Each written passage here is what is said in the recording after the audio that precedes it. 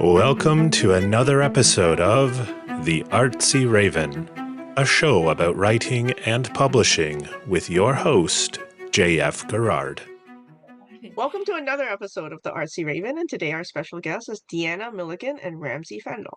So Deanna and Ramsey are the co-founders of Sublunar Films and the co-directors of Lucid, a surreal, punk-infused psychological horror feature that world premiered at Fantasia and screened at Sitges October in 2025. Milligan, a veteran Canadian actor with dozens of film and television credits, is also a Leo-nominated director known for visceral, emotionally charged storytelling, rooted in the beautiful grotesque. Fendall, a cinematographer and visual artist whose credits include Seymour and Skatopia, 88 Acres of Anarchy, brings gritty, tactile imagery to their work, often shooting on 35mm and 16mm. I really don't know what that means, but I'll ask you to explain, I guess, later. Okay, expanding Lucid from an acclaimed short into a feature, the duo transforms their own home into a film studio, embodying the fearless, resourceful spirit of DIY indie filmmaking. So welcome.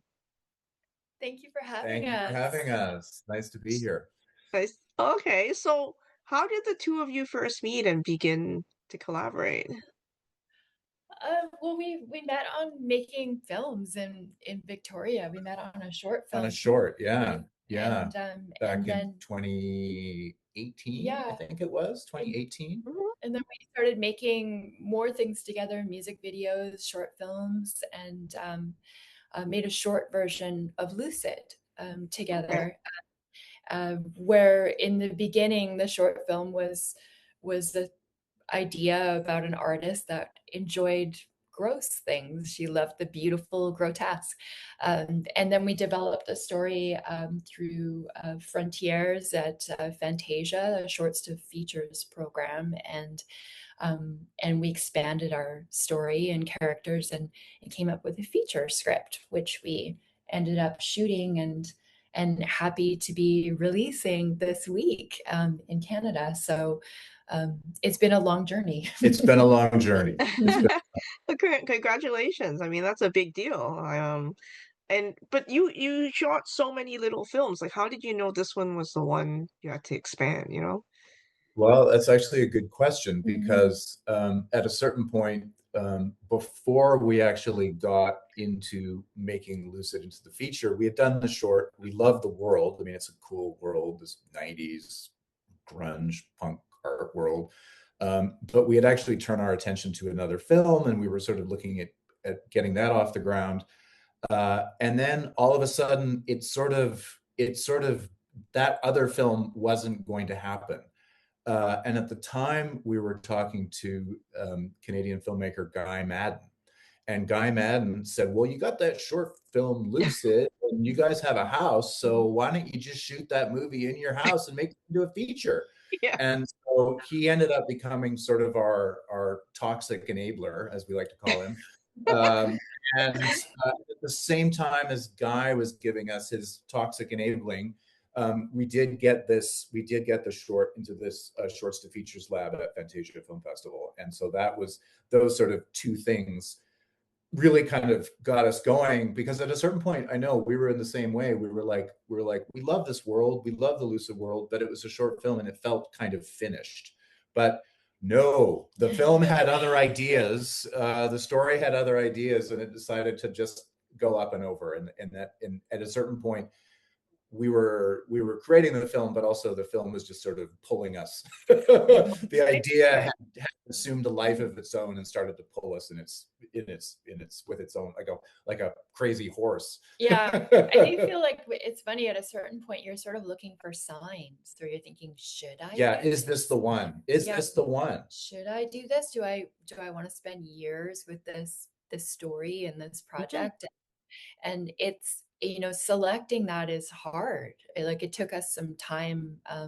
We actually have a wonderful creative relationship with our lead actor, Caitlin Akin-Taylor, and Caitlin likes to come and help and play with us with those initial story creation and idea making that we do. And she did come and help us shoot quite a bit of experimental stuff before we landed on the feature script. And we ended up creating a pretty weird movie together that we never released, a short film. That's just was an experimental project that the three of us did together.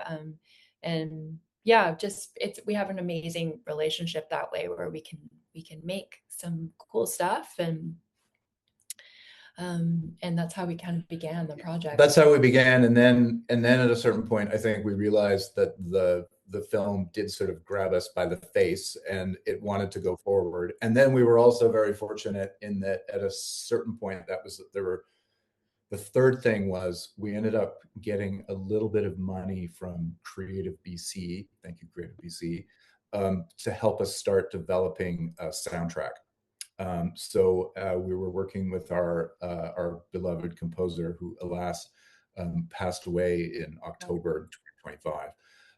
But she was sort of a legendary 90s Vancouver musician, and she got this little bit of, she landed this grant that was basically to create a soundtrack for the film. So that was sort of the final thing that we're like, all right, we're going to go ahead and we're going to actually make this movie. We have a little bit of, feels like the world wanted us to make it at this point. So we hunkered down and we started a very important component of the film is that the lead character Mia has these repressed memories from the 1970s. And so we decided to dive into her sort of flashback memory world. And so some of the first things we started recording was a song that her parents sang. There were this fictitious band from Saskatoon called the Sweetbirds, and that ended up being one of the first things that we shot on the movie that became the kind of proof of concept for what would later become the film. So again, we were, at a certain point, and then after we did the proof of concept, ironically, we were like, oh my God, there's no way we can continue like this. That was we were, very, very few people. And it was very exciting, but, we had, minimal funds and whatever, but all these people suddenly rallied around us and said, we love this movie. I mean, we live in Victoria, British Columbia. We're outside of a lot of the sort of major film industry of Vancouver. And so a lot of the people that we were working with, some of them kind of come in and out of working in the industry, but there were a lot of people that just rallied behind us, and they're like, we've never had a chance to work on a movie like this ever. Mostly it's Hallmark movies and Christmas movies and that kind of stuff. So the fact that we were then spearheading this kind of different kind of film got a lot of people really excited. And so then they were like, we'll just keep going. You don't have to pay us. Just do anything for you to continue this movie.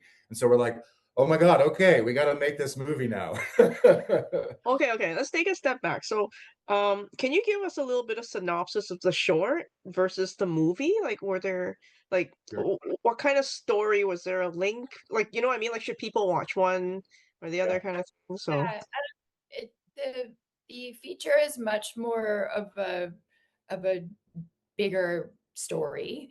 It's a much more developed story, but in the short film, it's the same character, Mia. She is an artist in the 1990s, and Mia is trying to create a self-portrait project for her art class. And she just, no matter what she does, every week she just turns up with a project that just is not representative of who she really feels she is. And she every time she tries to, follow through with an idea in the feature part of the film, she fails because she just can't seem to penetrate this creative block that has popped up, and she can't do anything to remove it.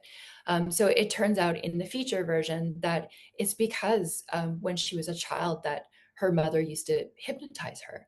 And she would, every time something bad would happen to Mia, her mother would try to take the bad memory away with a good memory. And so this ended up leaving a lot of confusing holes in Mia's, special unconscious where these ideas would come from. Or memories are confusing and blocked, and any kind of intuition that she has has been completely compromised. So she takes this special, and I actually have a prop for this, which is great because it has some sitting right candy. Okay. There, that she takes this magical candy, and the candy helps her dreams, her lucid dreams, and the idea that perhaps that she could break open this creative block and become inspired again. But what it ends up doing is it unleashes all of Mia's inner demons into real life monsters, and then she has to face them to find out who she really is. Okay. Now, did you draw from any real life experience as inspiration for any of this? Oh, definitely. We Oh, suffer yeah. from all kinds of inner Oh, demons. no. Yes. Yeah.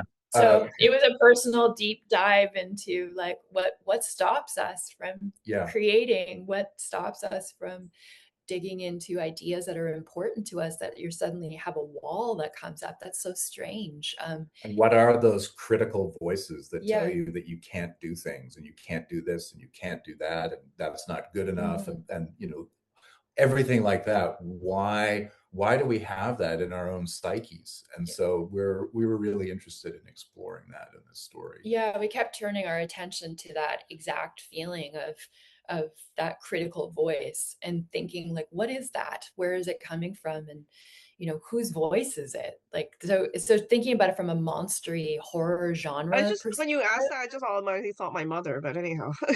Well, Yes. Yeah, 100%. Often that voice, your mother's voice, Very or your strong.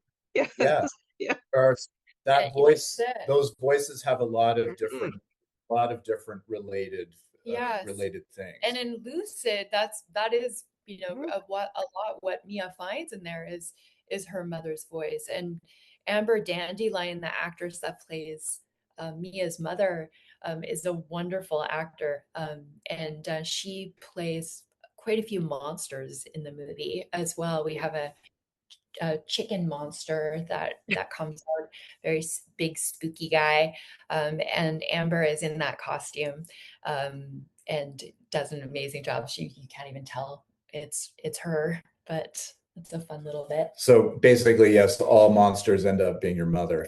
There you go, the end. No. Oh boy. But so while making this film, I mean, it's an indie film, like what kind of challenges can you share? Was there any challenges that you overcame and you were really proud you did that? Yeah, I mean, definitely. Every day was a new challenge, and I mean, I think any independent filmmaker would really like you have to carry all this stuff, the sandbags up the 51 steps of stairs every day that we were shooting in the art school apartment. Just the physicality of it. We were moving everything in 2 hatchbacks. We had a very small crew, a lot of volunteers. We had to spread out our shooting over a long period of time.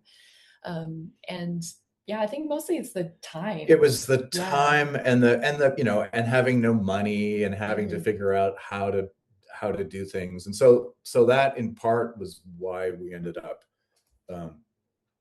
building a set in our house. Thank you, Guy Madden.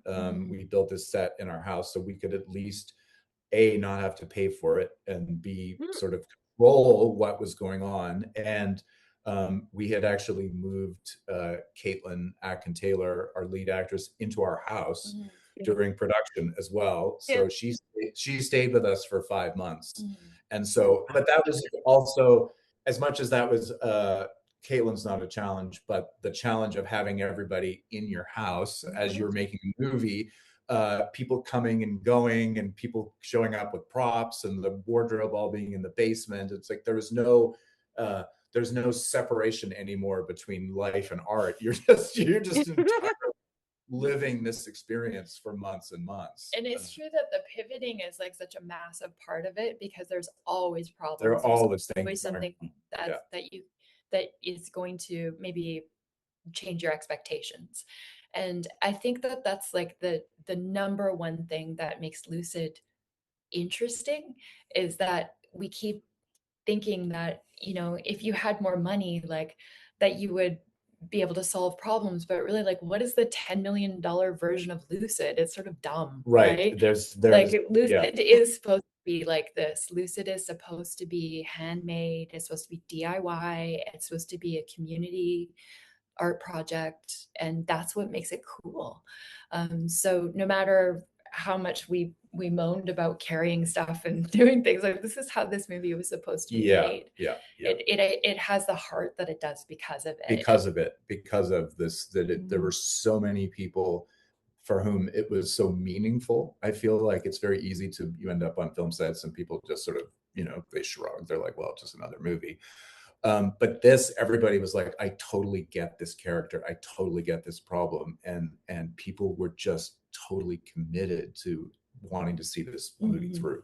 That was incredible. Yeah, they're connected. They were so connected to the story, and that was a rare thing. So the challenges aside, the people that really showed up for us, it was just beyond comprehension. It was just we cried a lot. We cried tears for being grateful, and we cried for how hard it all was. It's true. There was a lot of crying. Right. So looking at your about, like, so was this shot in 35 millimeter or 16 millimeter, and what's the difference? It's a little of everything. It's a little of everything. So 35 millimeter is the sort of, you know, the sort of larger gauge standard theatrical format. But film, you know, most people shoot on digital these days, but we're crazy and we love the analog world. And because this film was set in the 90s and the 70s, we wanted it to have a feel that it was still rooted in this pre-digital world. That was another important thing for us. So the 70s stuff we shot on 35, and then when we got to the 90s, it was a real mix of, there's some 35, there's some 16, there's digital, and we did shoot some digital, and we also shot with a Sony Handycam, some high 8, and Super 8. So we have we used almost every, because of the kind of collage-like nature of this film, we threw everything at it that we possibly could. And I'm a camera fanatic, and so I have all kinds of cameras, and so we just threw absolutely everything we had at this movie, but with an idea that there was intentionality to it, that the 70s lived in this kind of beautiful 35 world, and then the 16 was grittier, and the Super 8 was even more gritty when it was shot by the other art students. And we wanted it all to feel, in terms of the imagery, we all really wanted it to feel like it was an art project. We wanted it to feel like it sort of established the aesthetic that it was created by somebody who was at art school. That was really important to us. Now, both of you had different professions. Like, I mean, Deanna was an actor and you were a cinematographer. Like, I guess, how come you decided to transition to storytelling and directing? Yeah. Do you want to go first? You go first. Me? Well, for me, I feel like it's funny that I didn't think of it sooner, but I was a child actor. Excuse me. I was a child actor. I started when I was 12, and it took me kind of a few years to really enjoy acting. I started acting because my mother wanted me to be to help with my shyness. She thought it was good for me to take acting classes and maybe try and do some acting to come out of my shell. And at first I found it really embarrassing. I found acting embarrassing. And then after a while, when I was about 16, I had a few roles, a role in a play in theater that I loved. And then I just a switch turned on, and I loved acting. And then spent many years as a working actor in film and TV, and in Vancouver and Toronto, and then I gave it up to have kids because I have two beautiful daughters, and then when I came back after being out raising kids, I instead of going back in and being an actor, I really thought about exploring directing as a chance to to maybe expand the work that I was doing more into character work and scene study, which is something that I really enjoy. And in this way, it feels like a natural evolution because I really partner with my actors, and we play the part together. Like I'm asking them to challenge themselves, but I'm also going in with them and trying to help them overcome obstacles, and we, you know, work on the performance together until they get to the point where they know it better than I do, and then we can really play together. So it just felt like a natural evolution of the things I really loved about acting, that I was able to challenge myself in this next stage of my life. And I will say too, it's really one of Deanna's superpowers is directing actors. She Okay. just coming from decades of experience. It's just Thank you. I've never seen another director quite know how to like really sit with an actor and dissect problems. And it's really amazing. She has the street cred, so Yeah. Yeah. yeah. So how about you as a cinematographer? Yeah. And then for me, I started, it was 22 years ago. I started as an editor. So I started in post-production, and I worked in documentary, and I was also working as a fiction editor for a number of years. And then I kind of then I started shooting as well. But I always sort of balanced cinematography and editing. But you know, behind those two things always is that you want to be more of a storyteller, right? If you're a cinematographer, you don't want to just be making pretty pictures. You want to actually be telling the story through camera. And editing is the kind of beating heart of filmmaking. And really what you're doing with editing is you're creating a story. So I had always sort of thought these two, I was going to be lining these two up with a possible future of then I'm going to be directing. But it sort of didn't happen on my own steam until Deanna and I started working together. And then all of a sudden everything kind of connected, and we both realized that we kind of met at exactly the right times, that we were both kind of leveling up where the tool sets that we had, we were then able to kind of put those together. Yeah, it just and clicks in. suddenly became the greater than the sum of our parts. It was like the camera and editing, and then performance and working with actors, and so all these things just kind of meshed together, and there we were. So Okay. All right. So what kind of advice would you give to people that want to go into filmmaking?